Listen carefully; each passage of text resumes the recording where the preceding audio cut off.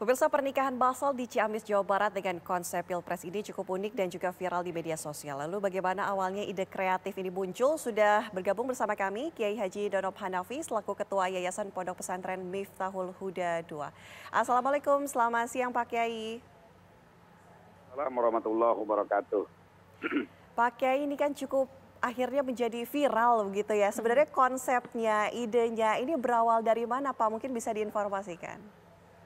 Ya, yang pertama nikah massal ini sudah yang ke-12 kalinya. Dan setiap pernikahan massal ini mengambil momentum-momentum terupdate yang ada pada tahun itu. Contoh seperti pada tahun 2020 itu ketika musim-musimnya COVID-19. Ada sekitar 6 pasangan dan pada saat itu kita mengambil bahwa calon pengantinnya dijemput menggunakan mobil ambulan plus APD, alat APD, pakaian APD pada saat itu. Juga tahun berikutnya rame-rame pada saat itu ketika munculnya kasus Sambo dan pengantinnya pada saat itu dijemput menggunakan mobil dengan merek Brimob Brigade Mondok begitu kan. Dan untuk saat ini karena momentumnya bertepatan dengan pemilu presiden, maka tim kreatif dari anak-anak Matahari Miftahul Huda II membuat sebuah konsep calon pengantin itu seperti pasangan calon presiden yang ada, begitu. Oke, kalau yang nikah ini siapa Pak Kiai? Apakah memang santri atau sebetulnya masyarakat warga yang ingin mendaftar juga bisa ikutan? Santri, jadi ini santri yang sudah beberapa tahun mondok, juga sudah melakukan pengabdian yang lama. Ada pengabdiannya sebagai ustadz, ada pengabdiannya di driver pondok pesantren, ada juga pengabdiannya di bidang DPU, artinya dapur umum lah di pesantren itu yang menyediakan logistik makanan para santri. Dan ketika mencapai satu tahapan mereka sudah lama mengabdi, maka ada program untuk dinikahkan massal dalam rangka meringankan biaya. Cuman ide kreatif ini muncul dari adik saya, pimpinan umum Pondok Pesantren Kiai Haji Agus Malik.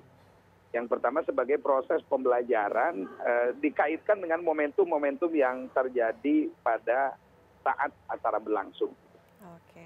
Pak Kiai, kalau lihat prosesinya ini tampaknya seperti ada meja mahkamah keluarga ini ya. Ini sebenarnya seperti apa caranya sampai ada sidang-sidang segala? Pak, mungkin bisa diinformasikan tahapannya sebelum akhirnya sah menjadi suami istri, ini apa yang kemudian harus mereka laksanakan?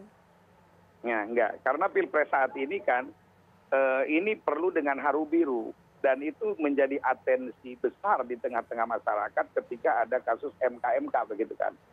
Nah, makanya pemilu presiden kali ini kan diwarnai dengan kontroversinya debat tebalnya di tengah-tengah para politisi dan itu tembus opininya di tengah-tengah masyarakat dan santri harus melek politik, melek situasi, melek kondisi. Maka prosesi akad nikah massal pada tahun ini disesuaikan dengan tema Pilpres, tapi juga bumbu-bumbu yang melatar belakangi munculnya ketiga calon itu masuk di ranah ide kreatif para santri dalam rangka nikah massal 2024. Jadi bumbu-bumbu politik yang terjadi itu dikemas sehingga ini menjadi entertainment yang juga syarat nilai pendidikan politik, tapi juga ada nilai seni dan hiburan yang patut dicerna oleh para santri sebagai bagian daripada ide kreativitas yang up to date terhadap kondisi yang terjadi. Pak Kiai, katanya tahapannya juga sama seperti tahapan Pilpres sesuai dengan temanya untuk tahun ini. Seperti apa tahapannya, Pak? Tahapan yang pertama adalah di santri itu pemilihan calon itu melalui musyawarah keluarga. Jadi ketika satu pasangan pengantin putra dipasangkan dengan pengantin putri itu dilihat calon pengantin putrinya orang mana. Terus ketika mereka sesudah kawin, mereka akan berada di mana, menempatkan ilmu di mana, dan itu menjadi hitung-hitungan mahkamah keluarga. Jadi tidak serta-merta itu kemauan sendiri, tapi harus ada hitung-hitungan bahwa visi misi seorang santri sesudah nikah itu bukan hanya beres sesudah akad nikah, tapi ada misi yang paling besar untuk menyebarluaskan ilmu dan dakwah.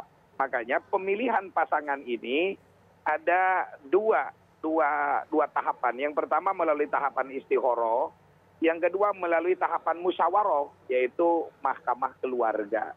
Dan yang terakhirnya tentu adalah ada proses ta'aruf, pengenalan di antara sesama calon pengantin. Tentu dengan koridor dan budaya yang berlaku di pesantren. Begitu. Oke. Pak Kiai, ini kan tadi Bapak katakan sudah 12 tahun berjalan ada nikah massal sesuai dengan tema yang terjadi pada tahun itu. Nah, untuk pasangannya apakah dipatok 6 orang atau 3 orang atau seperti apa Pak sebenarnya? Enggak, ini tidak dipatok, tapi minimal 4 pasang. Karena pesantren ini berupaya untuk memberikan solusi. Karena rata-rata ini anak-anak yang sudah pengabdian itu lama, tapi juga dengan tingkat ekonomi keluarga yang kesulitan. Tetapi ketika acara nikah massal itu diadakan di pesantren, di ruangan gedung yang ukuran 75 meter kali 40 meter itu cukup untuk menghadirkan sebuah pesta dengan pernak-pernik ornamen pernikahan yang saya kira cukup wah. Karena setiap pasangan santri itu kita nyewa satu ornamen untuk setiap satu pasangan. Jadi setiap tahun itu tidak hanya 4. Pernah sampai 8 pasang, sampai 8 pasang. Dan itu tergantung melihat umur. Ini sudah lama sekali berada di pondok. Yang kedua, sudah layak mereka untuk ditempatkan sebagai kader dakwah dari ekspansi dakwah Miftahul Huda 2 di seluruh Indonesia. Kalau biayanya Pak Kiai, ini biayanya dari mana nih? Biayanya itu saya kira 90% dari pondok pesantren. Itu 90% dari pondok pesantren. Ini saya kira bagian timbal balik karena lamanya mereka mengabdi. Jadi ada yang, karena proses pembelajarannya itu di pondok itu dari mulai ibtida, terus sanawi, dan ma'had ali. Sudah itu mereka menjadi asatid atau menjadi petugas aktivitas-aktivitas yang lain. Dan itu bagian daripada kontribusi pesantren kepada anak didiknya yang sudah lama mengabdikan dirinya untuk pondok pesantren. Tapi ada orang tua yang memberikan ya sekitar 10% lah dari total pembiayaan yang kami adakan untuk proses nikah massal ini. Oke. Pak Kiai, mungkin terakhir harapannya ataupun yang ingin dilihat oleh masyarakat dengan pondok pesantren mengadakan nikah massal dengan konsep seperti ini, apa yang ingin disaksikan oleh masyarakat? Yang pertama adalah terkait hal ini bahwa pondok pesantren adalah bukan hanya mendidik.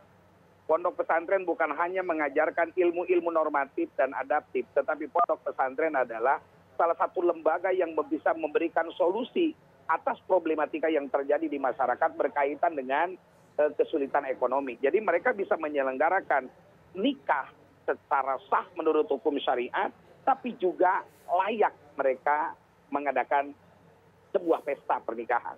Itu yang pertama. Yang kedua, pesantren adalah bagian daripada agent of change atau agen perubahan yang harus muncul ide-ide kreatif. Mereka tidak terkungkung dengan bangunan, terkungkung dengan sebuah lembaga pendidikan yang ada di perkampungan. Tapi ide-ide mereka itu bersifat global, bersifat nasional, sehingga apapun yang terjadi opini di tengah-tengah masyarakat itu masuk di dalam ranah pemikiran para santri sehingga up to date beritanya. Dan yang ketiga adalah terkait tema yang paling update berkaitan dengan politik, bahwa kita ingin mengajarkan bahwa politik adalah bagian integral dalam pendidikan santri dalam membangun bangsa dan negara. Makanya di pondok pesantren ada satu kajian kitab namanya adalah Al-Ahkamus Sultaniyah atau prinsip-prinsip bernegara, tata kenegaraan karya Abu Ya'la dan Al-Mawardi itu dikaji, dan salah satunya adalah mengupdate tentang konstelasi tahunan, begitu. Baik, terima kasih banyak Pak Kiai. Sampaikan salam kami untuk para pengantin yang sudah sah menjadi sepasang suami istri. Terima kasih atas waktunya Pak Kiai. Assalamualaikum warahmatullahi wabarakatuh.